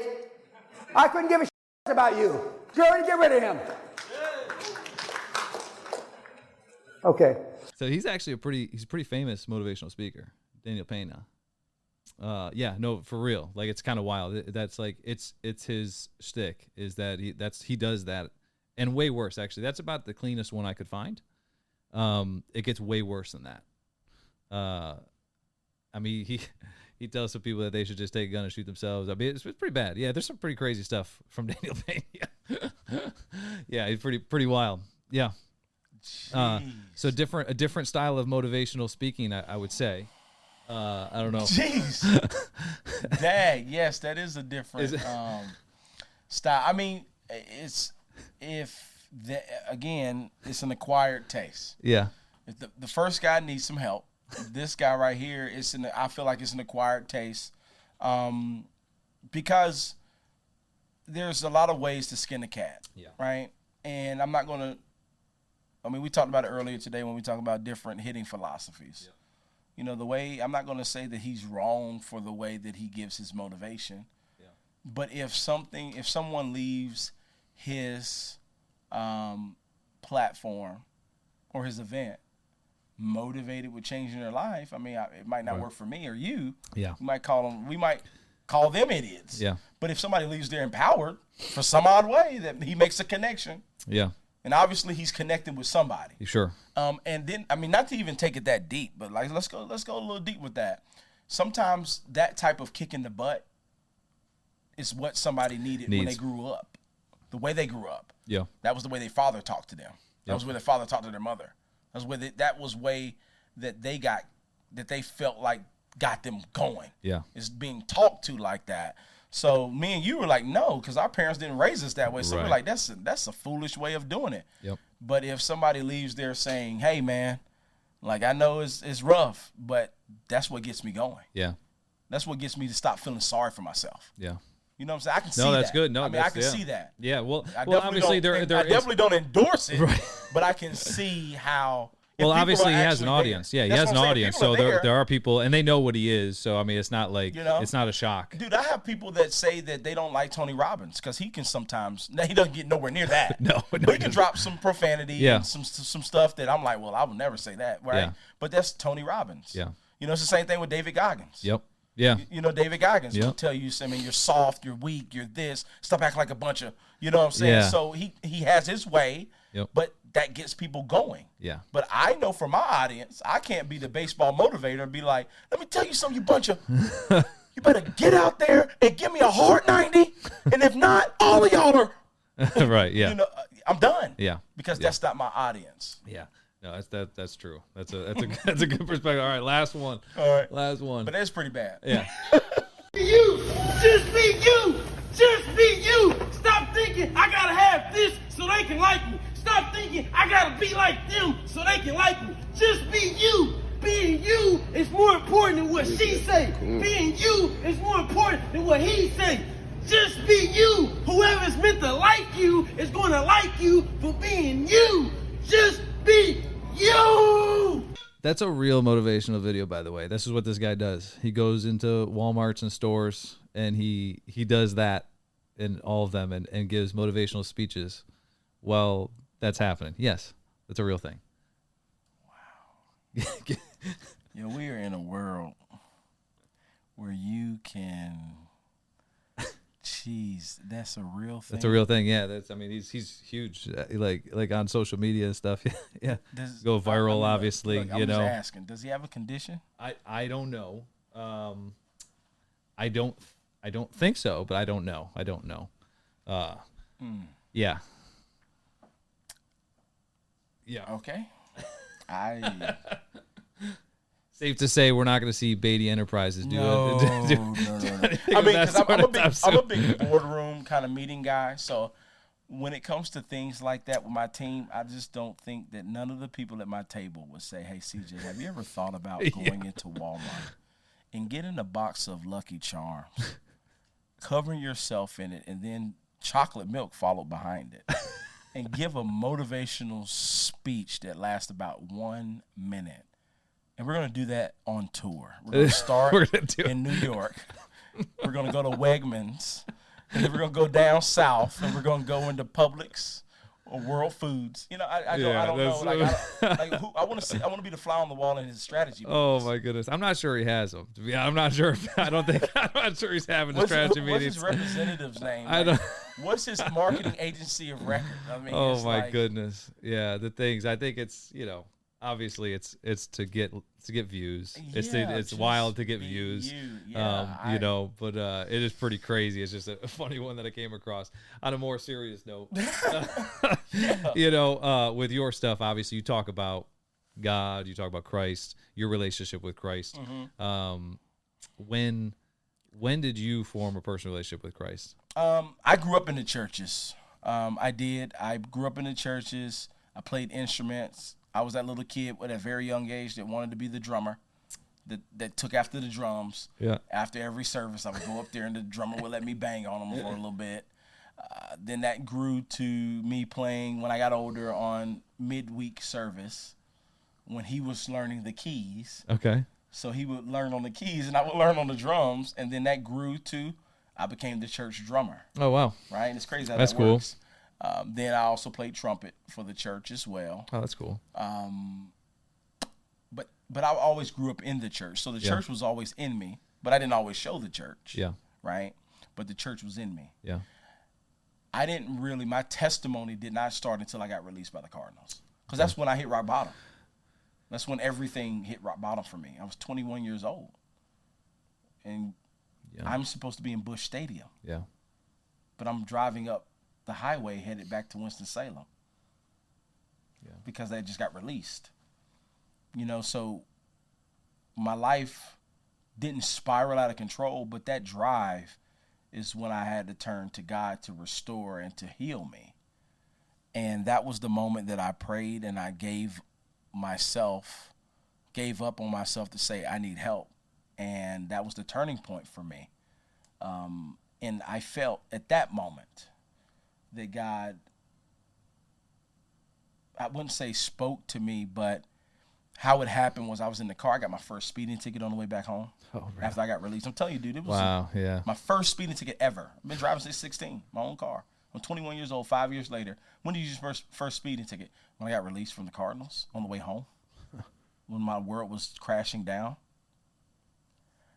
But I remember, like, it was a 10 and a half, 11-hour drive back. I just got there 3 weeks ago, 3.5 weeks ago. And I remember halfway through that trip, I would have never, like, I was so distraught.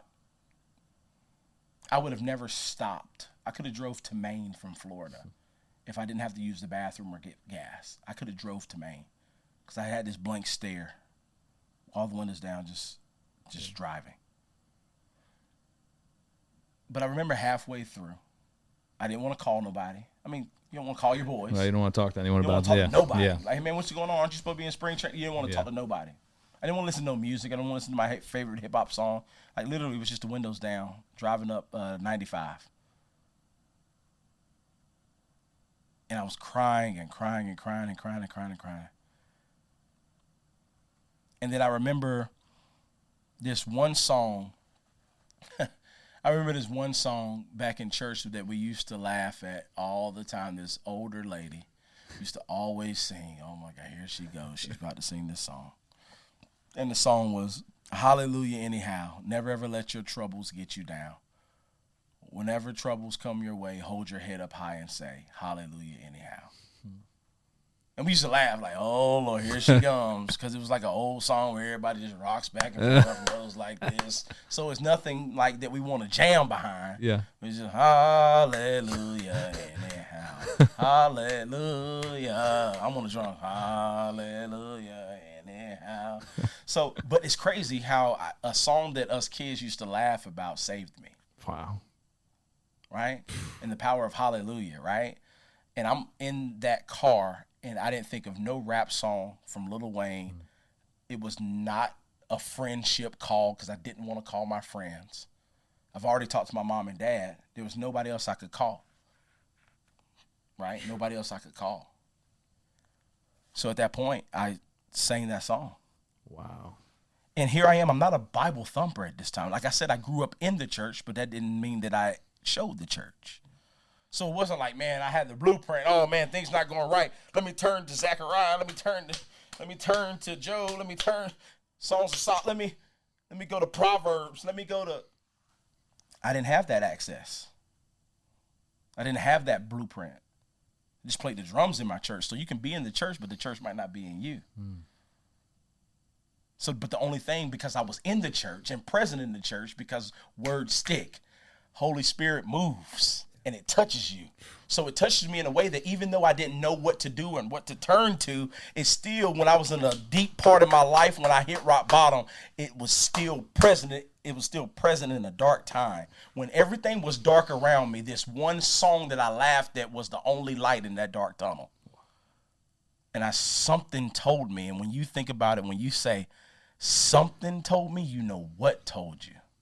Something told me to sing that song. And here I am, and the only music that I had in my car was me audibly singing Hallelujah Anyhow. And what's amazing about it is because it's a short song. You heard it. Hallelujah anyhow. Never ever let your troubles get you down.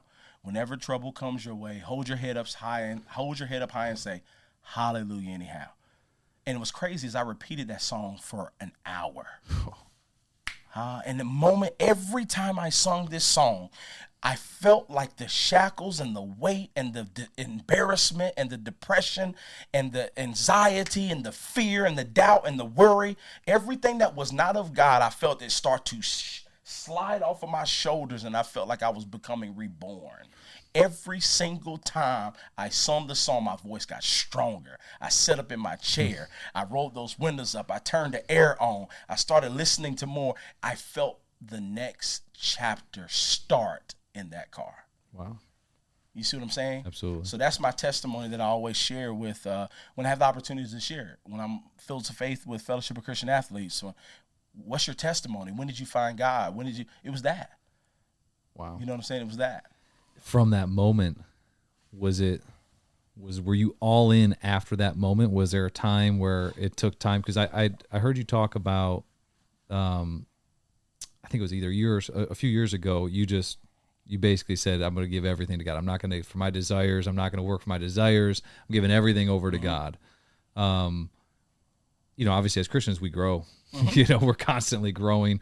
We're constantly being shown, our blind spots. And like, from that moment, was it like, hey, man, I don't know if you were going to church when you were playing pro ball. Did you get back involved in church like right away? Was it like, I guess, how was that process, to even where you are now? Was that a kind of just a straight uphill, or was it kind of down, dips and valleys over the course of that after you got released? That moment in my life is really what started my growth with my faith. It started it. Prior to that, I believed that I was in control. So I needed something. And a lot of times God uses moments like that to bring us to him. Yeah, that's a fact. You know what I'm saying? Yep. If you're not humble, God will humble you quick. He'll let you know who's in control quick. Yeah. He won't destroy you, but he'll humble you. And he'll use something to really bring you to him. If you feel like you can in control, I mean, literally, like my mom always say, when somebody be like, man, it's me. I'm him. I get like I don't want to be around this. Like, this is it's very uncomfortable because even though it's not me saying it, but somebody in front of me being like, man, like, I don't need God. Hey, man, I'm God. You're like, ooh, okay.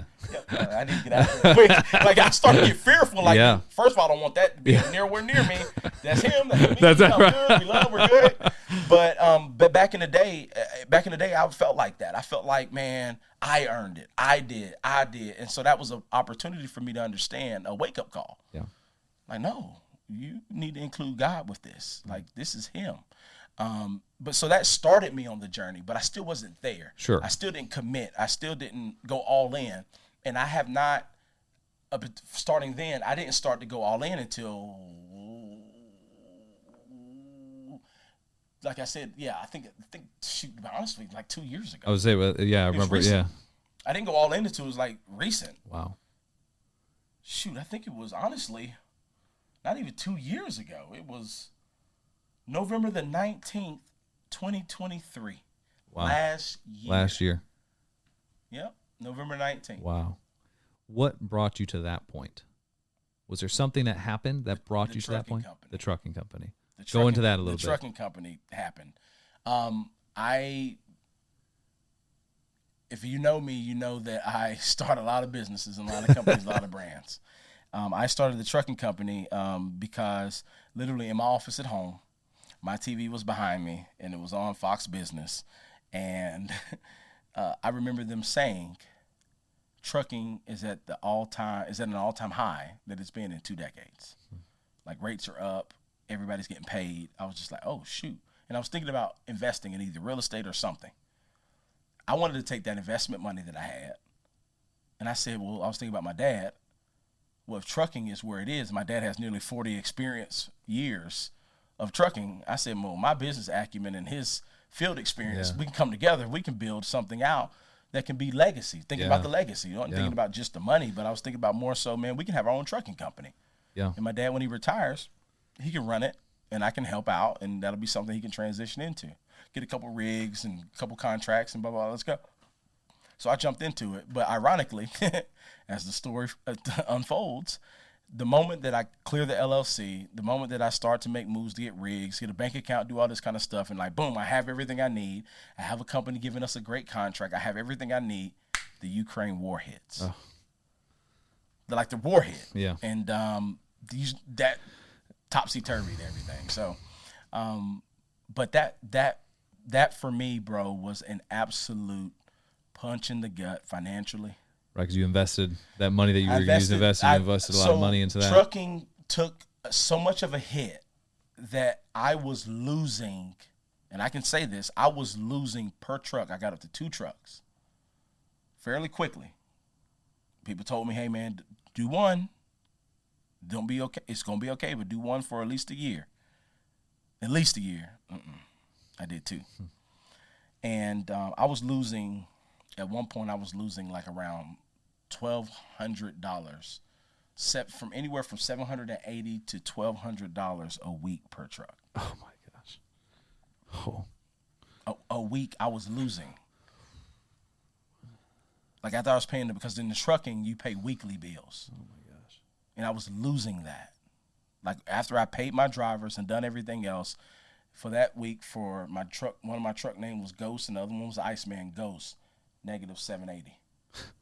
Iceman, negative 1120. The next, I was losing each. So all of that money that I had saved up was I ate through it 8 months out of the year, from insurance to I just ate through it. And I could have seriously left my drivers high and dry and their families if I was selfishly thinking about myself, but I couldn't do that because I made a promise to their families. Because they left good jobs to come drive for me. So I didn't want to be just like the industry and say, hey, Dave, I made this promise to you and your wife that, hey, man, if Dave comes and drives, that we're going to take care of him. Even if they saw that I was losing, I fulfilled my obligation, and I said, hey, I can carry, instead of giving you a 30-day notice to find a job, I said, hey, man, how much longer do you need? And he was like, man, if you can give me 4 months, that would be good. So I weathered it. But carrying 2 families for an additional 4 or 5 months, I'll just be open because I've never been open about it.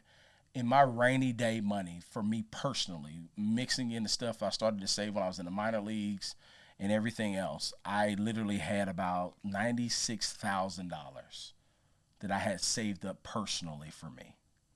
And I was good because, prior to trucking, I lived the bachelor lifestyle. Yep. I didn't have no employees. It was me and my camps, clinic speakings. I didn't have no overhead. It was just great. Yeah. But doing that, dude, I almost lost. I got down to my last $6,000 to my name. Nobody knows. To my name. And this was recent. To my name because of the trucking industry. Holy smokes. So, like, when I was down, like, thinking about that, like, we say my daughter is 3. I said last year, right? Yeah. That was, like, last year. $6,000 to my name. For real. And that's when I said, I'm tired of doing this by myself. And then that's when I realized it's time for me to turn my life around. So when everybody sees online the Jesus One brand and I'm wearing this and I'm open, that's because I'm like, yo, hey, let me tell you something. The moment I became vulnerable is when I started to boom. Yeah. That's crazy how that works, right? Yeah. The moment when I said, yo, it ain't me, it's my homie upstairs. And I started putting God on the front street, Jesus on the front street. That's when opportunities started to come out of nowhere. Ideas, investments, people investing in me, partnerships, upfront money, guaranteed this. And it seemed and crazy how this works, but it seems like it didn't take a rocket scientist for me to be able to say this. Well, I feel like the more and more I talk about this guy named Jesus to everybody and really genuinely point people in the direction, he's providing me all that I need. That ain't hard to me. I'm just over here like, well, if that's the case, let me tell you about this man named Jesus and what he did for me. What did he do for you? Let me tell you what he did for me. And I was on that. Yeah. And November the 19th, prior to me saying that, is I had to become vulnerable then. So early November, and this is crazy, this is a beautiful story. Early November is when that moment happened. I got cleared of the trucking company in early March 2023. I got out of a situation that seemed to be, I can't get out, but God got me out. But because the financial hit took a toll, even though I cauterized the wound, I still was in a deficit. Sure. I had to replenish the wells. Yep. And how was I going to do that, right? So I think from April, as an entrepreneur, from April until November, it was me figuring out things by myself.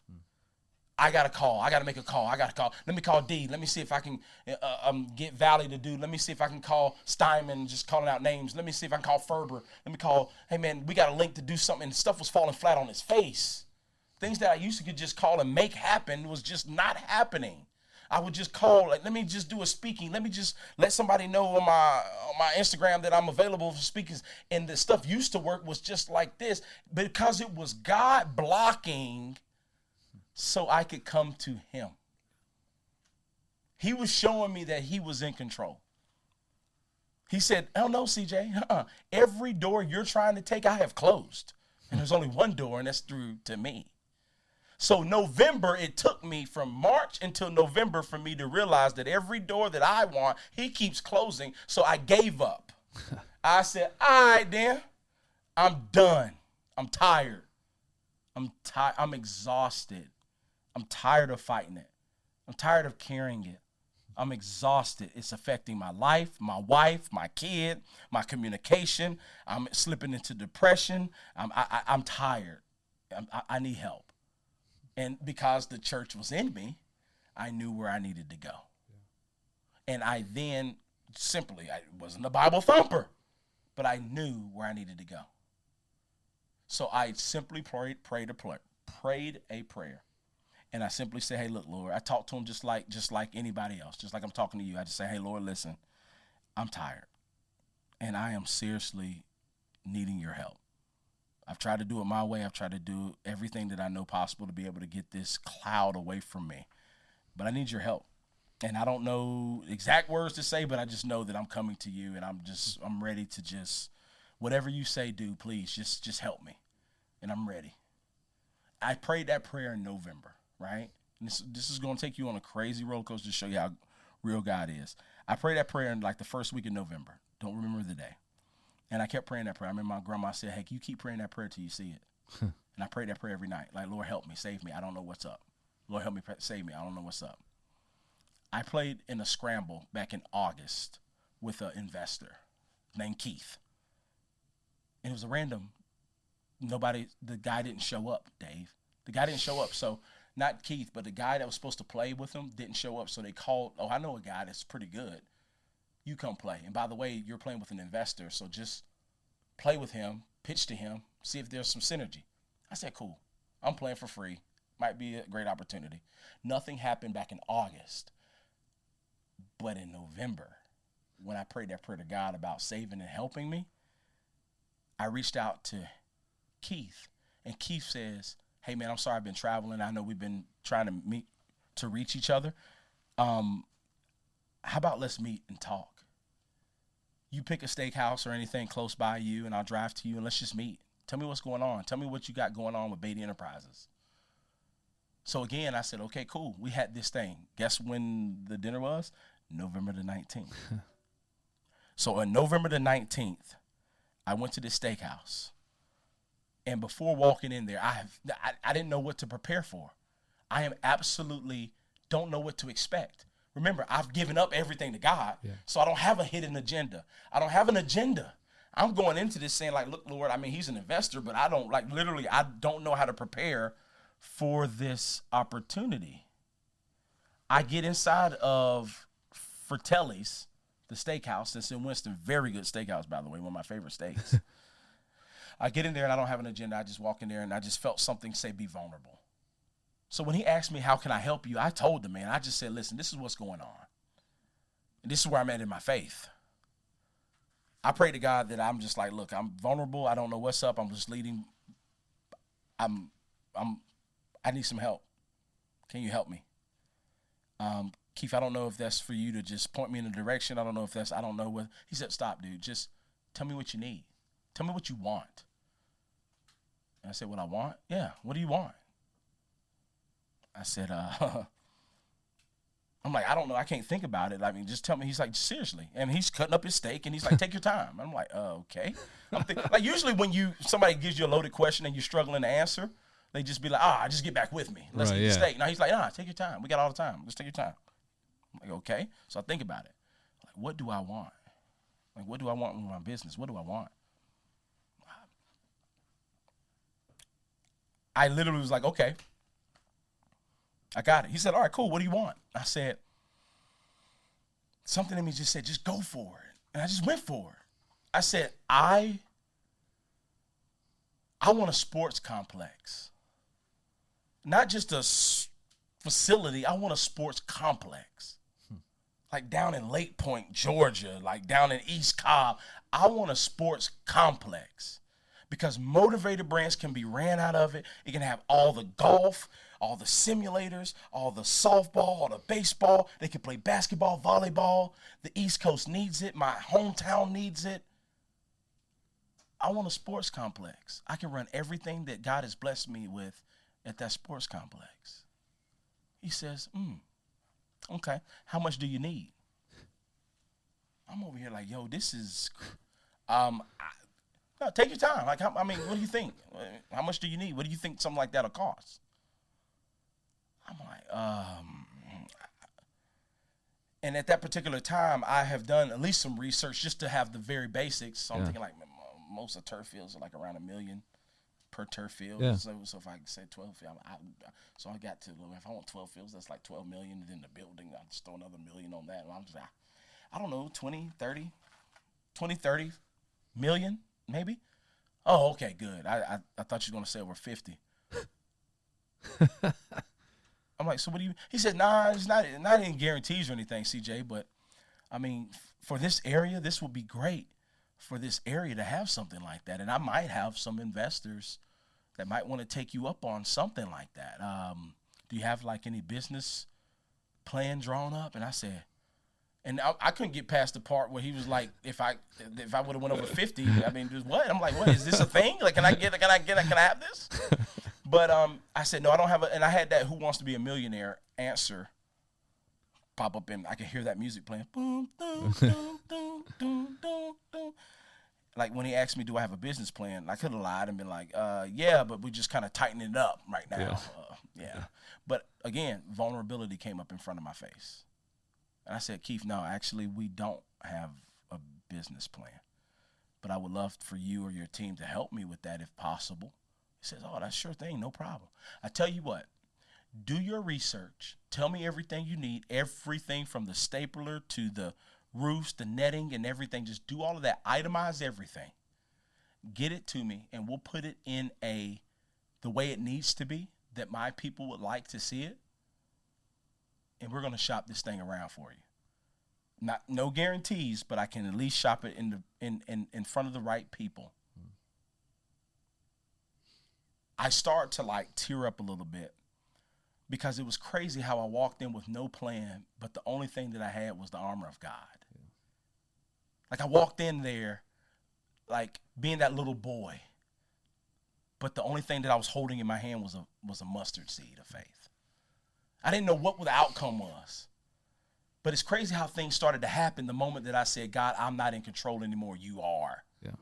And on November the 19th, that was another a rebirth day for me in my faith, because I walked into something being the David, and life was like the Goliath, and I was able to slay Goliath because I thought that I was inferior. I thought that I was not prepared. There's no way in the world I'm walking out of here with something. I don't know what I'm walking into, and I walked out with everything. Yeah, wow. You see what I'm saying? So off of that momentum, it really gave me everything I needed for my business and my company. So not only did I convert over to being vulnerable in my faith, but it led me to be vulnerable in my marriage because I saw how it worked in my faith. It allowed me to be vulnerable as a parent. It allowed me to be able to communicate with vulnerability. Like, I don't know everything, guys. I'm so sorry if you thought I did. I don't, but I want to hear from you. Yeah. Vulnerability became our mantra in Beatty Enterprises. It just really became something that I wanted people to see, and they saw that in me as a leader, and that helped us grow closer as a company. Vulnerability. So that's why I say November the 19th was something that will stay with me forever, because yes, the Cardinals release, but the next point was November the 19th. You see what I'm saying? Absolutely. And that's what I'm still eating on right now. Since oh my it was goodness. last year when it happened. Isn't that funny how and it's I mean, it's an incredible story, and how quickly God works. Yes, right. It's insanely. I mean, you know it's what I mean. Laughable. When our heart is in the right posture towards Him, how quickly He is to honor us and bless us in those moments when we're where we need to be. You know, man, that's powerful. Yeah, man, it's comical. It's comical how quick God can move. Like, it's comical. Yeah. You sitting there like, he did what? You said he did what? Yeah, dude, I was sitting here and I was just in the restroom. Yeah. And this guy had this A&T shirt on, and I asked him what was going on, and it turned out that he was an investor and blah, blah, blah. You know what I'm saying? Yeah. I'm like, what? Yeah. But we was in Colorado. It's like, God is like, Yeah. man, God is that guy. Yeah. You know what I'm saying? Oh my He's gosh. that guy. Wow, that's amazing. Well, I think that's a good place for us to kind of end it today. I think it's a good food for thought for people too when they're listening in too. And I think it's an important message for them and to think about. And I thank you for sharing that with me, man. That's no you know, talk about vulnerability. I appreciate the vulnerability in that story. Yes. So yeah, I'll kind of wrap it up. But CJ, obviously, thanks for being with us. If you want to catch CJ anywhere else, we'll put all his stuff in the description. He's on Instagram, TikTok, again, anywhere where social media is, I would imagine at this point. There was a lot of questions I didn't get to today, but that's okay. You know what? I think that's what I was excited about to chat with you about. Just the organically, wherever the conversation was going to take us, that's where I wanted it to take us. So I know I could have went into music. We could have we didn't really dive into all the entrepreneur stuff but you know what? There'll be another time. We'll have to have you come up again then. All right. So don't forget to like, subscribe, and follow us and stay updated with what we have going on. And until then, God bless.